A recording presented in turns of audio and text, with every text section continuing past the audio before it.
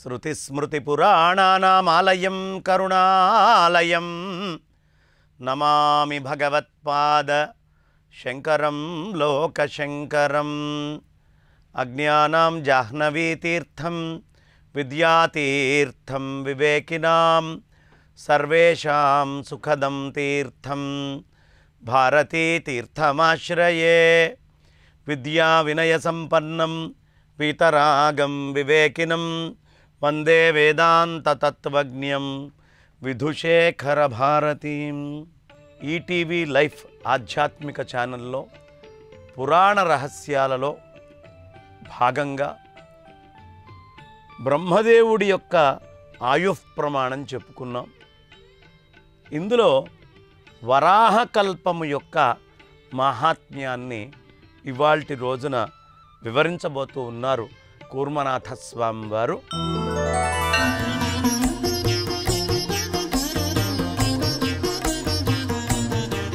సృష్టికి పూర్వం సముద్రం మాత్రమే ఉండేది. సముద్రం తప్ప ఇంకేమీ లేదు. ఎక్కడ చూసినా వెనక ముందు అంతా నీరే ఉంది.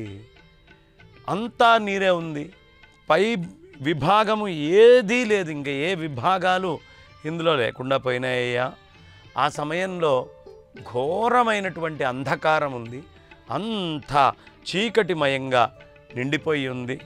అప్పుడు వాయువు మొదలైనవన్నీ కూడా ఉపశమించి ఉన్నాయి. అంటే అవి కార్యరూపంలో లేకుండా ఒక స్టాటిక్ శక్తిలో ఉంది. ఏదీ గుర్తించడానికి వీలుగా లేకుండా ఉండేటటువంటి పరిస్థితి అయ్యా. అప్పుడు స్థావర జంగమైనటువంటి సృష్టి ఈ రెండూ కూడా ఏకార్ణవంలో ఒకటే అయినటువంటి రూపంలో నష్టమైనటువంటి సమయంలో అప్పుడు 1000 కళ్ళు 1000 పాదాలు కలిగినటువంటి బ్రహ్మ ప్రాదుర్భవించాడయ్యా. ఏకార్ణవే తదా తస్మిన్ నష్టే స్థావర జంగమే తథా సమభవత్ బ్రహ్మ సహస్రాక్ష సహస్రపాత్. అలా 1000 కాళ్ళు 1000 కళ్ళతో ఆయన రావడం జరిగిందయ్యా. అలా వచ్చినటువంటి వాళ్ళు 1000 శిరస్సులు కూడా ఉన్నాయి. బంగారం లాంటి వర్ణం కలిగి అతీంద్రియమైనటువంటి పురుషుడు నారాయణుడు అనేటటువంటి పేరుగల బ్రహ్మ ఆ ఏకార్ణవంలో నిద్రిస్తూ ఉన్నాడయ్యా, పడుకొని ఉన్నాడు. ఆ ఏకార్ణవంలో నిద్రిస్తూ ఆ స్వామి అలా ప్రశాంతంగా పడుకొని ఉంటే సమస్త సంసార సృష్టికి వినాశనానికి కారణుడైనటువంటి బ్రహ్మదేవుడు ఆ బ్రహ్మరూపుడు అయిన నారాయణుని విషయంలో ఒక అద్భుతమైన శ్లోకం. ఈ శ్లోకాన్ని సాధ్యమైనప్పుడల్లా మనమందరం పారాయణ చేసుకోవాలండి. అవకాశం ఉన్నవాళ్ళు రాసుకోండి. పరమేశ్వరుణ్ణి అంటే ఆ మొత్తము జలములోంచి బయటికి వచ్చి జలము తప్ప ఏమీ లేకుండా ఉండేటటువంటి స్వామిని కొలుస్తున్నటువంటి అద్భుతమైనటువంటి శ్లోకం ఈ కూర్మ పురాణంలో ఉంది. ఇది చాలా ప్రధానమైంది. ఆపో నారో ఇతి ప్రోక్త నామ్నా పూర్వమితి శృతి అయనం తస్యతా యస్మాత్ తేన నారాయణ స్మృతః. వేదంలో అప్ అనేటటువంటి శబ్దానికి నారా అనే పేరుంది. నారాయణుడు అని ఆయన్ని ఎందుకు పిలుస్తున్నారో ఈ శ్లోకం చెప్తోంది. ఆపో నారా ప్రోక్త ఇతి ప్రోక్త. వేదాల్లో ఆప్ అంటే నీళ్లు. ఈ నీళ్ళని నారం దధాతి, నారా అనేటటువంటి శబ్దముతో మనకి చెప్పడం జరిగింది. ఆ నారములకు అయనము స్థానమైనటువంటి ఆశ్రయమైనటువంటి వాడు కాబట్టి ఆ నీళ్ళన్నిటికీ కూడా ఆశ్రయము, నీళ్ళని ఆశ్రయం చేసుకొని ఆయన బయటికి వచ్చాడు. కాబట్టి ఆయనని నారాయణుడు అని స్మరించారు అని చెప్తున్నారు. కాబట్టి నారాయణుణ్ణి మనం కొలవాలి అంటే ఈ శ్లోకం చెప్పుకొని తీరాలి. ఆ అప్పుల గురించి మనకు తెలియాలి, ఆ నీళ్ల గురించి. కాబట్టి 1000 యుగాల రాత్రిని అనుభవించాడయ్యా పుట్టినప్పుడు నారాయణుడు. అలా నారాయణుడికి రాత్రి మొత్తం చీకటిగా ఉందిగా, రాత్రి అంతా గడిచిపోతే సృష్టి చేయాలి అనేటటువంటి దాన్ని, ఆ బ్రహ్మత్వాన్ని ఆయన తీసుకున్నాడు మొట్టమొదట. అలా తీసుకున్న తర్వాత ఏకార్ణవంలో మనకి లీనమైనటువంటి భూమిని ఆయన అనుమానం ద్వారా గుర్తించి ప్రజాపతి దాన్ని ఉద్ధరించాడు. మొత్తం ఒకటే ఏకార్ణవంగా ఉన్న నీళ్లల్లో భూమి ఉంది అని ఆ భూమిని నారాయణుడు మెల్లిగా ఉద్ధరించాడయ్యా. జలక్రీడలందు అనుకూలమైన అందమైనటువంటి ఒక వరాహ రూపాన్ని భగవంతుడు ధరించాడు. జలక్రీడాసురుచిరం వారాహం రూపమాస్థితః అదృశ్యం మనసాప్యుంతైర్ వాంగ్మయం బ్రహ్మ సంజ్ఞితం. ఇక్కడ అవ్యక్తం చాలా అద్భుతమైనటువంటి ఆ రూపాన్ని, వరాహ రూపాన్ని స్వామి ధరించాడయ్యా. ఆ జలక్రీడల్లో అనుకూలమైనటువంటి అందమైనటువంటి వరాహ రూపాన్ని, అది చాలా అందంగా ఉందట ఆ వరాహ రూపం. ఆ రూపాన్ని ప్రజల మనస్సులో కూడా తెలుసుకోలేరు. అది వాక్యస్వరూపము, బ్రహ్మసంజ్ఞ, ఈ రెండు కలిగింది. ఏమండి, వరాహ రూపాన్ని ఎందుకు ధరించాడు అంటే, మనకి గంధము నీళ్లల్లో ఉండదు, నీళ్ళకి వాసన లేదు, అగ్నికి వాసన లేదు, వాయువుకి వాసన లేదు, ఆకాశానికి వాసన లేదు. ఈ వాసన ఎక్కడ పుట్టింది మొట్టమొదట అంటే భూమిలో నుంచి పుట్టింది. గంధము కారణం ఎక్కడి నుంచి వచ్చింది? భూమిలో నుంచి గంధం వచ్చింది.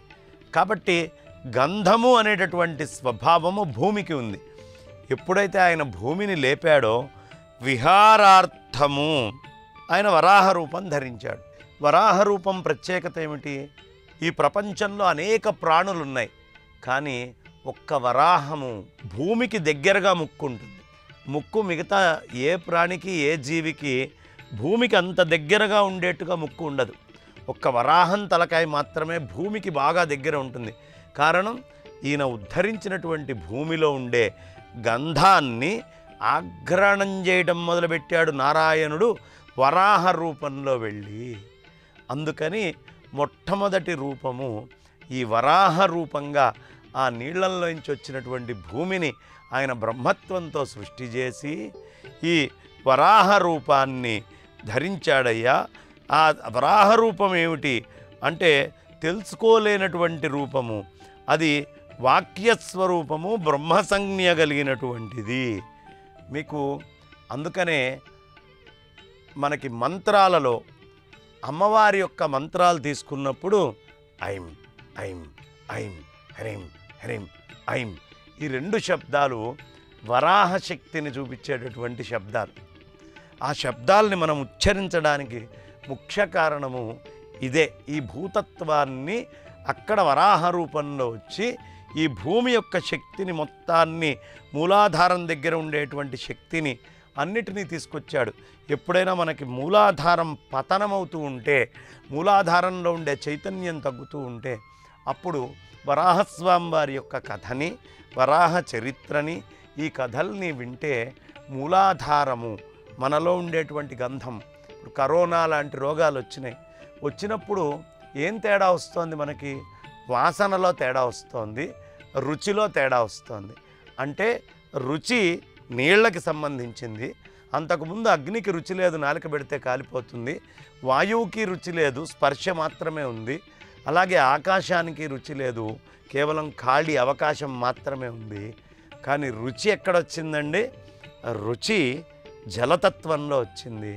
అదేవిధంగా మనకి గంధము, వాసన అనేటటువంటిది భూతత్వంలో వచ్చింది.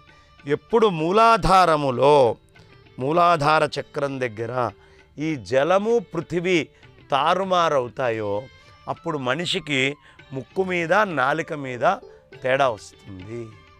ఈ నాలిక ముక్కుకి తేడా ఏమిటి? రుచికి ముక్కుకి జలములు, నీళ్లు సరిగ్గా తాగకుండా ఉండడం, ఆహారములో ఉండేటువంటి ఆ సక్రమమైనటువంటి భోజన శక్తి పదార్థాలు ఎప్పుడు లుప్తమవుతాయో అప్పుడు, ఈ సందర్భం ఎప్పుడొచ్చినా ఎవరికి వచ్చినా సరే, అప్పుడు హిరణ్యాక్షుడి యొక్క వధని గనక మనం పారాయణం చేసుకుంటే మళ్ళీ మనకి వాసన, రుచి ఈ రెండు కూడా తిరిగి వస్తాయి. శ్రీమన్నారాయణుడిని ఎలా కొలిచారు, నారాయణుడు ఎలా వచ్చాడు, అదేవిధంగా భూమిని ఎలా అనుగ్రహించాడు, ఈ రెండు కథల్ని మనం చదువుకుంటే మళ్ళీ మనకి వాసన, అదేవిధంగా రుచి ఈ రెండు కూడా మూలాధార స్వాధిష్టానాలో, మూలాధార మణిపూరకాలు. కారణం, కొంతమంది జలం మణిపూరం కింద చెప్తారు, అలాగే కొంతమంది జలం స్వాధిష్టానంగా చెప్తారు. ఇక్కడ జలం ప్రధానం కాబట్టి ఎవరు ఏ చక్రం కింద తీసుకుంటే ఆ చక్రాన్ని లెక్క వేసుకోవచ్చు. ఆ విధానంగా మనకి పూర్తిగా ఆ రూపాన్ని మనస్సులో కూడా తెలుసుకోలేనటువంటి ఆ అవాంగ్మానస గోచరమైనటువంటి ఆ వాక్యస్వరూపమైనటువంటి బ్రహ్మస్వరూపాన్ని మనకి చక్కగా వివరించారు. ఆ విధంగా భూమిని ధరించేటటువంటి ఆయన్నే ధరాధరుడు అనేటటువంటి శబ్దం చెప్పారు. ఆత్మాధారంతో ఈ పృథ్వీని మొత్తం ఉద్ధరించడం కోసం రసాతలంలోకి ప్రవేశించి ఆయన దంష్ట్ర కోరలు ఈ రెండిటితోటి భూమిని పైకి లేపాడు. ఎక్కడికి వెళ్ళి లేపాడండి? కోరలు ఎక్కడికి పెట్టాడు? మనకి 7 అధోలోకాలు, 7 ఊర్ధ్వలోకాలు ఉన్నాయి. భూహు, భువః, సువః, మహః, జనః, తపః, సత్యలోకాలు ఏవైతే ఉన్నాయో ఇవి ఊర్ధ్వలోకాలు. అతల, వితల, సుతల, తలాతల, రసాతల, మహాతల, పాతాళాలు అని 7 కింద లోకాలు. ఈయన కోరలు అతల, వితల, సుతల, వితలం దాటినాయి, సుతలం దాటినాయి, రసాతలం దగ్గరికి తీసుకువెళ్ళాడు. రసాతలము అంటే ఏమిటి? రసము అంటే రుచి, అవునా? రసాతలము అంటే ఆ నీళ్లు ఉండే దగ్గరికి తీసుకొని వెళ్ళి ఆ రసాతలం నుంచి ఆ మెల్లిగా మహాతల పాతాళకి వెళ్ళలేదు, రసాతలం నుంచి ఈ గంధము ఏదైతే భూమి కిందకుందో దాన్ని పైకి లేపి గంధాన్ని ఉద్ధరించి నేను ఇలా ఉద్ధరించాను అని వరాహ రూపంలో స్వామి ఈ భూమి యొక్క వాసనలకి చాలా దగ్గరగా ఉన్నారు. అందుకనే మనకి పెద్దలు చెప్తారు, శృంగేరి ఎందుకు వెళ్ళాలండి, శృంగేరి జగద్గురు మహాసంస్థానంలో స్వామివారిని ఎందుకు దర్శించాలి అంటే గంగా స్నానం తుంగా పానం అని చెప్తారు. గంగలో స్నానం చేయాలి, తుంగా నీళ్ళని తాగాలి. కారణము, స్వామివారు రసాతలం నుంచి ఆయన కోరలతోటి భూమిని లేపినప్పుడు ఆయన కుడి కోర ఎడమ కోరల నుంచి చెమట బిందువులు వచ్చినాయి. ఆ చెమట బిందువులే 2 నదులుగా మారినాయి. అవే ఒకటి తుంగా, ఒకటి భద్ర. ఎవరు ఈ తుంగా భద్ర అనేటటువంటి నీళ్లు తాగుతారో వాళ్ళకి పోయినటువంటి రుచి మళ్ళీ తిరిగి వస్తుంది. ఈ భూమండలం మీద స్వామివారు గంధంతో తెచ్చినటువంటి రక్ష కూడా లభిస్తుంది. అందుకనే భూమిని కాపాడాలి అంటే వరాహమూర్తి. ఆ అమ్మవారి పేరు, ఆయన శక్తే వారాహి. ఈ వారాహి అమ్మవారు ఈ చక్కగా జలములోంచి లేచి భూమి మీదకి రావటము అనే దానికి కారణము వరాహస్వామి వారు. ఇవన్నీ చాలా గొప్ప రహస్యాలండి. ఎప్పుడైతే మనం ఆ విష్ణుమూర్తి స్వామివారి కోరల్లోంచి వచ్చినటువంటి నీళ్ళని తాగండి అని చెప్పడానికే తుంగా పానం అన్నారు. గంగలో స్నానం చేస్తే పాపాలు పోతాయి, తుంగా జలాన్ని పానం చేస్తే పాపాలు పోతాయి. అందుకనే శంకరాచార్యుల వారు పాపము మొత్తము రసరూపంలో పోయి భూమి మొత్తం ఉద్ధరించబడాలి అంటే ఒక స్థానం కావాలి. ఆ స్థానం ఏమిటి అంటే భూమి మీద నీళ్లు రావాలనుకోండి. ఏం చేశాడు దశరథుడు? ఆ రోమపాద మహర్షికి, రోమపాద రాజుకి, మహారాజుకి ఎలా చెయ్యాలో అర్థం కాల, వర్షాలు రావట్లా. అప్పుడు ఋష్యశృంగిలో ఋష్యశృంగుడు తపస్సు చేసుకుంటున్నాడు శృంగేరిలో. ఆయనని పంపించి శాంతాదేవి ద్వారా ఆయన అక్కడికి తీసుకొని వెళ్ళి శాంతాదేవినిచ్చి వివాహం చేసి అక్కడ ఆయన రావడంతో పెద్ద వర్షం అద్భుతంగా పడ్డది. కాబట్టి తుంగలో వర్షాన్ని కురిపించడానికి అవసరమైనటువంటి రస లక్షణం ఉంది. ఎప్పుడైనా ఎక్కడైనా మనకి జలాలు కావాలి అంటే ఈ తుంగా జలాలని తీసుకొని వెళ్ళి పెట్టి, అందుకనే తుంగాపానం చేసేటటువంటి జగద్గురువులు అనంత శ్రీ విభూషితులు శ్రీ శ్రీ శ్రీ భారతీ తీర్థ మహాస్వామి చరణులు కానీ, శ్రీ శ్రీ శ్రీ విధుశేఖర భారతి మహాస్వామి చరణులు కానీ ఎక్కడికి వెళ్తే అక్కడ వర్షాలు పడుతూ ఉంటాయి. కారణం ఏమిటి వర్షాలు పడడానికి అంటే ఆ స్వామివారు అక్కడ అద్భుతంగా ఈ రసాతలం నుంచి వచ్చినటువంటి జలం, ఋష్యశృంగుల వారు చేసిన జలం, ధరిత్రీ రక్షకవసరమైనటువంటి జలం. అదేవిధంగా యజ్ఞము మనం చేసేటప్పుడు తస్య యజురేవ శిరః, యజుర్వేదము శిరస్సు లాంటిది అని చెప్పారు ఈ యజ్ఞ భాగానికి. అందుకనే శిరోభాగమైనటువంటిది ఏది చతురామ్నాయ పీఠాల్లో సార్వభౌమ పీఠంగా శృంగేరిని పెట్టడానికి శంకరాచార్యుల వారి యొక్క వ్యూహ రచన సమర్థతని మనం అర్థం చేసుకోవాలి. ఈ భూమిని కాపాడాలి, ఈ ధర్మాన్ని కాపాడాలి అంటే ఎక్కడి నుంచి సాధ్యమవుతుంది అంటే అది శృంగగిరి నుంచి సాధ్యమవుతుంది. కాబట్టే రాముడు వచ్చి రాక్షసవధ చెయ్యాలి, రాక్షసుల్ని నిర్జించాలి అంటే ఋష్యశృంగుడు ఇక్కడి నుంచి అయోధ్యకి వెళ్ళి దశరథుడి దగ్గర ఆయన పుత్రకామేష్టి యాగం చేయిస్తే అప్పుడు వచ్చారు రామచంద్రుల వారు.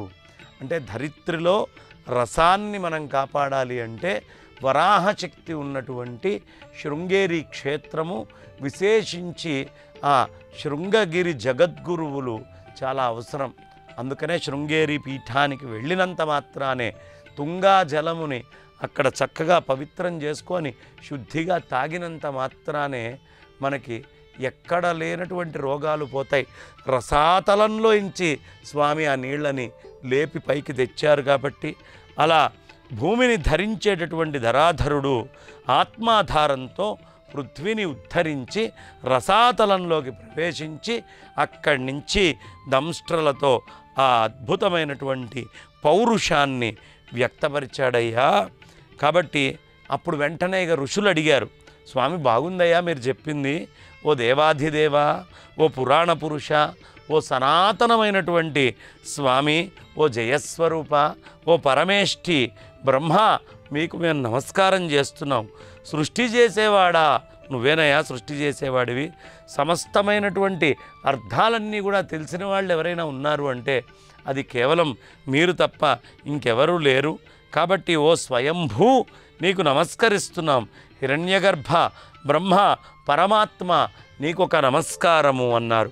అదే నమస్తే దేవదేవాయ బ్రహ్మణే పరమేష్ఠినే పురుషాయ పురాణాయ శాశ్వతాయ జయాయ చ అని మనం నమస్కారం చేసుకుంటాం. ఎలాంటి వాడయ్యా స్వామి? నమః స్వయంభువే, స్వయంభువుడు. తుభ్యం స్రష్ట్రే సర్వార్థవేదినే, మనకి సమస్తమైనటువంటి అర్థాలు తెలిసినవాడు కాబట్టి అన్నీ తెలిసినవాడివి అని నమస్కరించారు ఋషులు. నమో హిరణ్యగర్భాయ వేధసే పరమాత్మనే. ఓ హిరణ్యగర్భుడా, ఓ సమస్తమైన వేదస్వరూపుడా, పరమాత్మస్వరూపుడా నీకు నమస్కారము. ఈ విశ్వోత్పత్తి మొత్తానికి స్థానమైన వాడా. ఎప్పుడైతే ఇది చెప్పారో ఆ రూపం ఋషులందరికీ కనిపించేస్తోంది. కాబట్టి దేవతలకి కూడా హితాన్ని చేసేవాడివైనటువంటి ఓ వాసుదేవా, నీకు నారాయణుడివైనటువంటి నీకు ఓ విష్ణు నమస్కరిస్తున్నాము అని నమస్కరించారు. ఏమిటయ్యా ఆయన దగ్గర ఉన్నటువంటి గొప్పతనము? ఆయన దగ్గర ఉండేది నమోస్తుతే చతుర్వక్త్ర శారంగ చక్రాసిధారిణే సర్వభూతాత్మభూతాయ కూటస్థాయ నమో నమః. ఎలాంటి వాడండి విష్ణువు అంటే శారంగము అనేటటువంటి ధనస్సు ఆయన దగ్గర ఉంది, సుదర్శనం అనేటటువంటి చక్రము, నందకము అనేటటువంటి ఖడ్గం. ఆయన దగ్గర ఉన్న ఖడ్గం పేరేమిటి? నందకము. ఇలాంటి వాటన్నిటినీ ధరించిన వాడైనటువంటి ఓ చతుర్ముఖుడా నీకు నమస్కారం చేస్తున్నాం. ప్రాణులన్నింటికీ కూడా ఆత్మస్వరూపుడైనటువంటి వాడు ఎవడైనా ఉన్నాడు అంటే ఆ ఆత్మస్వరూపుడైనటువంటి స్వామి ఈ శ్రీమన్నారాయణుడు. కాబట్టి అలాంటి నారాయణుడికి నీకు మేము నమస్కరిస్తున్నామయ్యా. నువ్వు ఎంతటి వాడివయ్యా? ఈ వేదాలన్నిటి యొక్క రహస్యాలు మొత్తము తెలిసినటువంటి వాడివి, వేద యోనివి నువ్వు. ఈ వేదములన్నీ పుట్టినటువంటి ప్రదేశం ఎక్కడి నుంచి బయటికి వచ్చినాయి అంటే ఇదిగోనయ్యా నీ నుంచే బయటికి వచ్చినాయి. కాబట్టి వేద యోనివి నువ్వు, నీకు నమస్కారం చేస్తున్నావు. నువ్వు ఎలాంటి వాడివి? నువ్వు చాలా శుద్ధుడివయ్యా, నువ్వు బుద్ధుడివి, నువ్వు జ్ఞానస్వరూపుడివి. మొత్తము జ్ఞానమంతా ఒక రూపం ధరిస్తే ఆ రూపమే సాక్షాత్తు విష్ణుమూర్తి వారి యొక్క రూపము. నువ్వు ఎలాంటి వాడివి? ఆనందమయమైనటువంటి రూపం కలిగినటువంటి వాడివి. ఈ జగత్తులన్నిటికీ కూడా నువ్వు సాక్షివయ్యా, నువ్వు అనంతుడివి, అప్రమేయుడివి, నువ్వు సామాన్యుడివి కాదు. కార్యము కరణము అంటే కార్యం ఏదైనా జరగడానికి దానికి కారణము, ఒక పని, ఆ పని జరగడానికి ఒక కారణం, ఈ రెండు ఉంటాయి. ఇప్పుడు షూటింగ్ చేయాలి అనేటటువంటిది వాళ్ళు ఎవరికో ఒకళ్ళకి మనసులో పుట్టినటువంటి కారణం. ఆ కారణం వల్ల ఇప్పుడు నేను ఇక్కడికి వచ్చి మాట్లాడటం అనేది కార్యం. ఈ కారణ కార్యాలు రెండూ కూడా పరమాత్మేనండి. ఈ జరిగేటటువంటి దానికి కారణము కార్యము ఈ రెండూ కూడా సృష్టి మొత్తం అంతా కారణ కార్య స్వరూపమైనటువంటి వాడివి నువ్వయ్యా. కాబట్టి అలాంటి కార్యము కరణము అయినటువంటి నీకు నమస్కరిస్తూ పంచభూతాల రూపుడివి, పంచభూతాలకి ఆత్మవైనటువంటి నీకు నమస్కరిస్తున్నాం. మాయారూపుడివయ్యా నువ్వు. ఆ మాయారూపుడివైనటువంటి నీకు ఒక నమస్కారము, మూల ప్రకృతి రూపుడివైనటువంటి నీకు నమస్కారము అని ఋషులు ఆయనకి నమస్కరించి ఆ వరాహ రూపాన్ని అనేక విధాలుగా కొనియాడారు.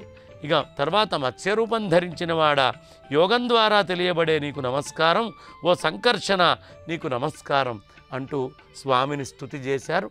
ఇంకా ఎన్ని రకాలుగా స్తుతి చేశారు, ఏం చేశారు అనేటటువంటిది మనం వచ్చే భాగంలో చెప్పుకుందామని చెప్తూ ప్రస్తుతానికి నా వాణికి విరామాన్ని ఇస్తున్నాను. స్వస్తి. ఈ కార్యక్రమాన్ని తిరిగి చూడాలనుకుంటే www.youtube.com/@ETV Life Spiritual లో చూడవచ్చు.